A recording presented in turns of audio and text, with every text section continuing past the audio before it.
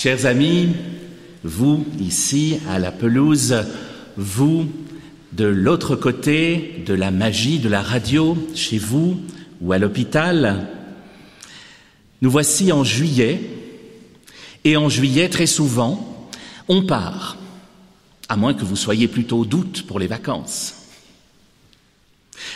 Pour ma part, ma voiture me sert pas seulement en juillet et en août, je dois l'avouer. Nous les prêtres, nous roulons beaucoup. Elle me sert à voyager. Vous me direz que c'est fait pour cela, un véhicule.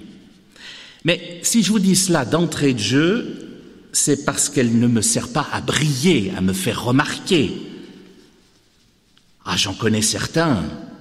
Leur voiture, c'est quasi aussi important qu'un de leurs enfants. Ils la soignent avec tendresse, ils la bichonnent, ils lui offrent des cadeaux. Impressionnant.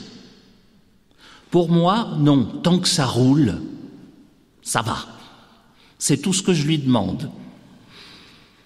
Ma voiture ne passe donc pas tous les 15 jours au tunnel de lavage, et ce n'est qu'une fois par année, en général, que je fais l'intérieur à fond. Enfin, les années où j'y pense. Mais l'autre soir, la clé de mon appartement est tombée et s'est glissée sous mon siège. Je vois à certains de vos sourires que c'est déjà arrivé à certains ou certaines d'entre vous. Et vous avez remarqué, ça n'arrive jamais en plein jour, ça. Ni par une nuit de pleine lune, ce serait trop simple, n'est-ce pas?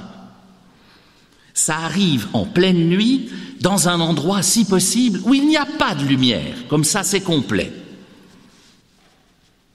À la lueur de ma lampe de poche, j'ai donc cherché mes clés. Et j'ai même enlevé le tapis de sol que je n'enlève jamais, ou presque. C'est là que j'ai eu la surprise d'y découvrir du sable. Du sable de l'océan Atlantique, qui était resté là, depuis l'été dernier, qui avait fait tous les kilomètres que j'ai fait pendant toute cette année avec moi. En secouant le tapis à la lueur de ma lampe, je repensais à notre évangile de ce matin. Effectivement, en montant dans ma voiture l'été dernier, après mon dernier passage à la plage, j'ai secoué la poussière de mes sandales, mais probablement pas assez, puisque du sable s'est glissé dans la voiture. Je n'avais d'ailleurs aucune raison, à vrai dire, de secouer la poussière de mes sandales, puisqu'on m'accueille chaque année avec beaucoup de sympathie dans le sud-ouest de mes origines, et notamment dans le Pays basque. On s'y retrouve en famille, et c'est l'occasion de fêter, de chanter.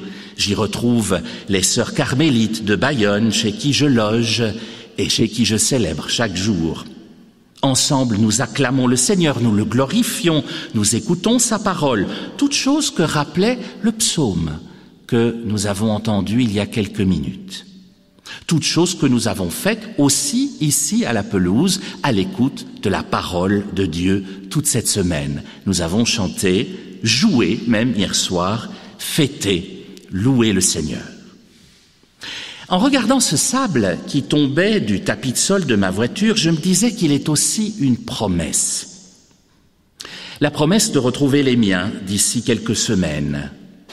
En somme, ce sable est lié à mes racines, à ma famille, exactement comme les nombreux grains de sable qui correspondent à la descendance d'Abraham. Souvenez-vous, la promesse que le Seigneur lui avait faite.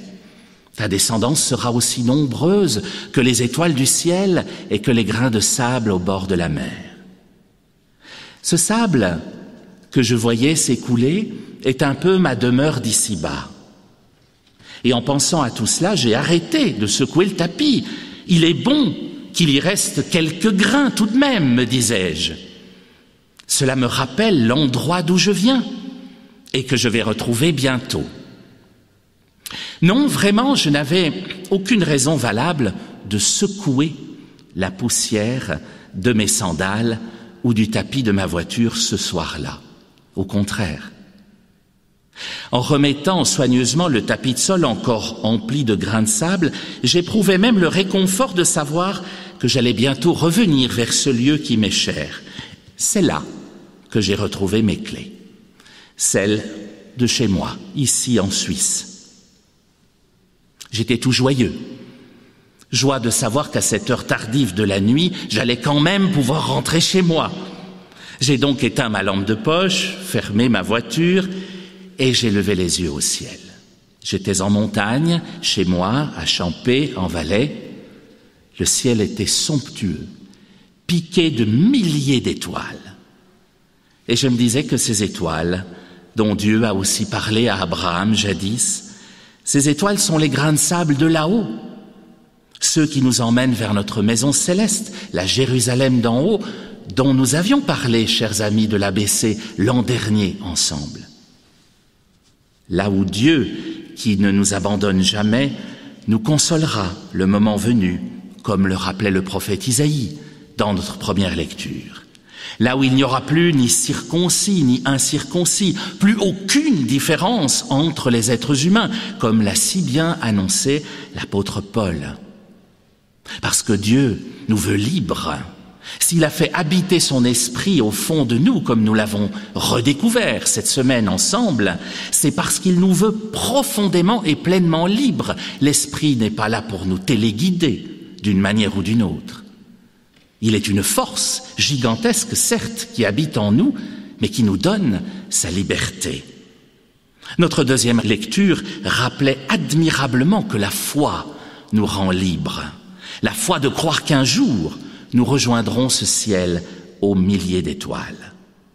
Dieu nous veut libres de le suivre ou non.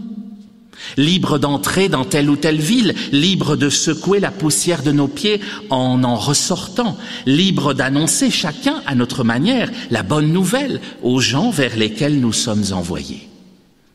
Avec les membres de l'Association biblique catholique qui s'est réunie ici à la pelouse depuis une semaine, nous allons repartir tout à l'heure riches des fruits, des charismes, des dons de cet esprit que nous avons creusé ensemble et redécouvert. Et peut-être que certaines et certains de vous, peut-être aussi que certaines et certains de vous, chers auditeurs, iront plus loin que leur domicile helvétique en repartant tout à l'heure vers leur lieu de vacances. Peut-être que vous vous apprêtez à partir, ou peut-être êtes-vous déjà en train de nous écouter dans votre voiture précisément, sur la route qui vous mène vers vos racines ou vers des lieux inconnus. Dieu nous envoie sur nos routes estivales. Nous avons pris le strict nécessaire et peut-être ramènerons-nous un peu de poussière ou de sable sous nos chaussures ou sous les tapis de nos voitures. Mais lorsque vous regarderez le ciel, où que vous soyez, contemplez les lumières de la Jérusalem d'en haut, là où les étoiles remplacent les grains de sable, là où il n'y a plus besoin d'emporter quoi que ce soit pour la route, ni voiture, ni tapis de sol, ni clé, ni bourse, ni sac, ni sandales, là où il n'y a plus que des agneaux et aucun loup. Dieu nous y accueillera, il secourra la poussière de nos vies, et alors il y aura encore plus d'étoiles dans le ciel. D'ici là, bon été à chacune et à chacun.